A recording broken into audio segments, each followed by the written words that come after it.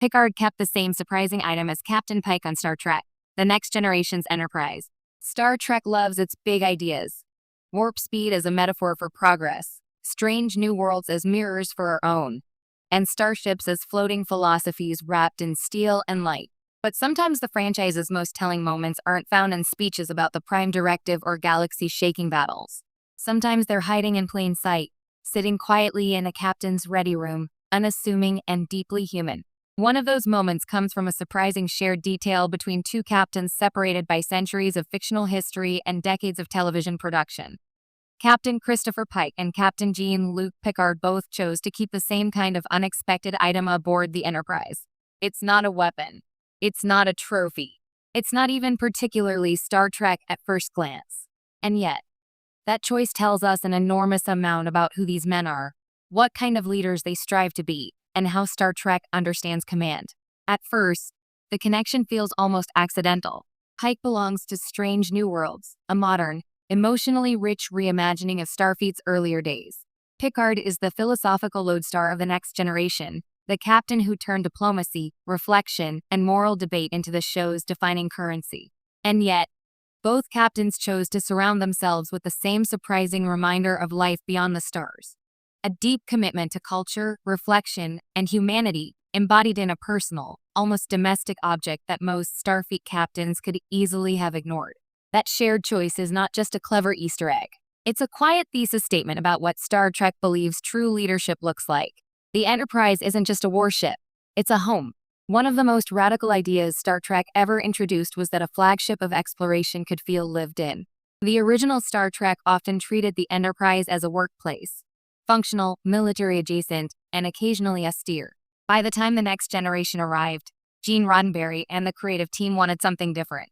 The Enterprise D wasn't just a ship, it was a community. Families lived there. Children went to school there. People fell in love, played music, painted, cooked, and argued. Jean-Luc Picard's ready room reflected that philosophy perfectly. Instead of trophies or weapons, Picard surrounded himself with books, art, and artifacts that invited thought rather than intimidation. He famously kept Shakespeare volumes, archaeological relics, and personal mementos that reflected his inner life. Among these was a deeply non-utilitarian object, something that existed not to command, but to contemplate.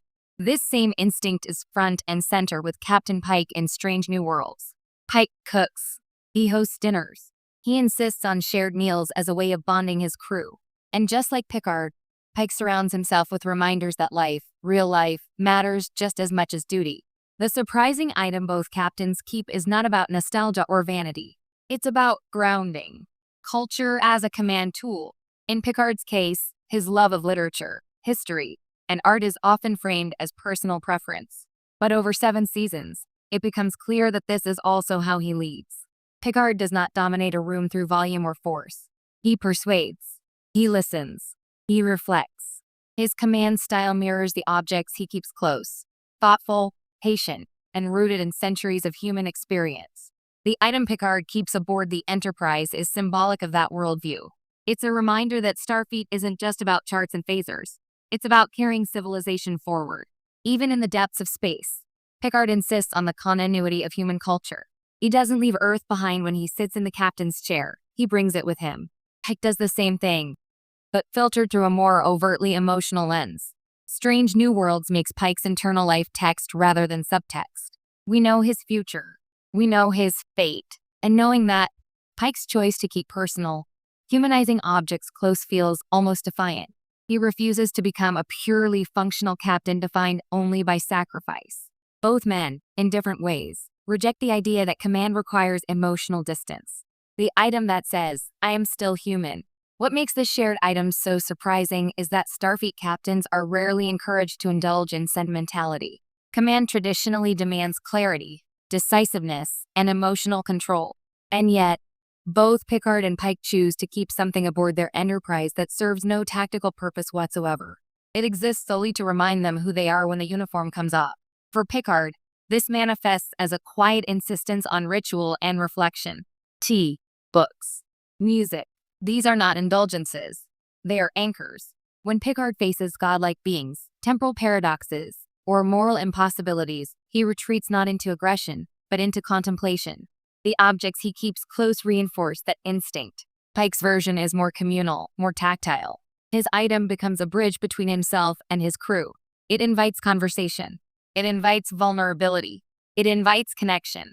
And crucially, it frames Pike not as an untouchable authority figure, but as a man who understands the value of shared humanity.